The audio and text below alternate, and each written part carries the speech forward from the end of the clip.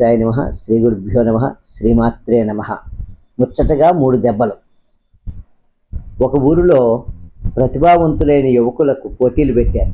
దానిలో అగ్రగణ్యుడిగా నిలిచిన వివేక్ అనే యువకుడికి పంచకళ్యాణి గుర్రాన్ని బహుకరించారు. వివేక్ తన ఊరుకు వెళ్ళే దారి పొడవునా ఆ గుర్రాన్ని చూడటానికి ప్రజలు ఆసక్తితో ఎదురు చూస్తున్నారు.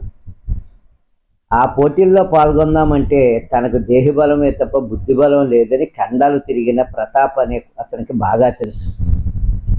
అయితే ఎలాగైనా వివేక్ని ఓడించి గుర్రాన్ని సొంతం చేసుకుని ప్రజలకు తను బుద్ధిశాలినని చాటుకోవాలని తలపోశాడు ప్రతాప్.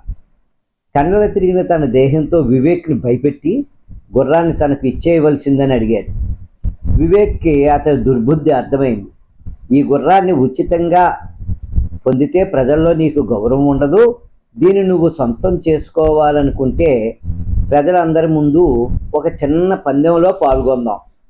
దేహదారుఢ్యం ఉన్న నిన్ను అందరి ముందు నేను కొట్టే 3 దెబ్బలను నువ్వు సునాయాసంగా బరాయించాలి.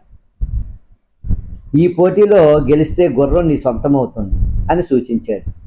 ధీశక్తి కొరవడిన ప్రతాపు తెలుగు తక్కువగా వివేక్ వలలో పడ్డాడు. వీరిద్దరి మధ్య నిర్ణయమైన ఈ పోటీని ప్రతాప్ సంతోషంతో ప్రజలందరికీ అతనే చెప్పాడు. ప్రజలందరి సమక్షంలో వివేక్ని ప్రేరేపిస్తూ కొట్టు కొట్టు అంటూ కండలు తిరిగిన తన దేహాన్ని చూపించాడు ప్రతాప్. సరేనంటూ అతన్ని లాగి మొదటి దెబ్బ కొట్టాడు వివేక్. దీనిని భరించిన ప్రతాప్ 2వ దెబ్బ కొట్టవలసిందని అడిగాడు.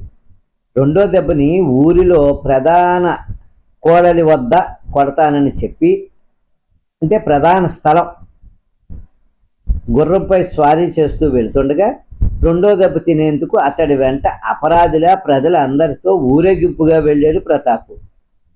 ప్రధాని కోడల వద్దకు చేరుకున్న వివేకు టీవీగా గుర్రం దిగి మొత్తం ఊరి ప్రజల సమక్షంలో ప్రతాప్ని 2వ దెబ్బ చాచి కొట్టాడు. ఇక 3వ దెబ్బ కూడా కొట్టవలసిందని వివేక్ని కోరాడు ప్రతాప్. అందుకు నిరాకరించిన వివేకు తనకు ఎప్పుడు కొట్టాలనిపిస్తే అప్పుడు 3వ దెబ్బ కొడతానన్నాడు. ఇప్పుడు తనకు మూడు లేదని నేను ఇప్పుడు కొట్టను అన్నాడు.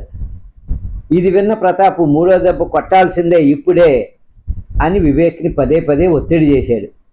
ఈ సన్నివేశాన్ని చూస్తున్న ప్రజలకు ప్రతాపుడి ధీనత్వం, వివేక్ చాతుర్యం అర్థమయ్యాయి.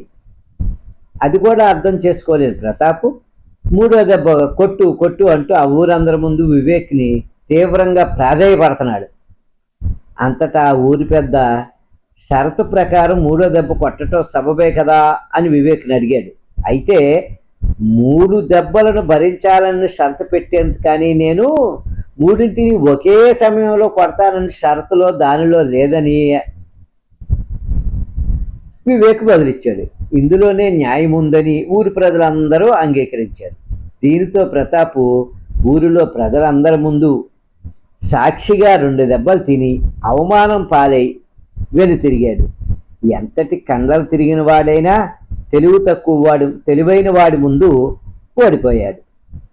ఇందు మనం తెలుసుకోవాల్సింది ఏంటంటే గమనిక, అంగబలం అర్ధబలం ఉన్నాయనే అహంకారంతో వివేకవంతులైన వారితో పోటీ పడితే అవమానం తప్పదని గ్రహించాలి. స్వామి పరిపూర్ణానంద స్వామి వారు చెప్పిన కథ. శ్రీ గురుభ్యో నమః.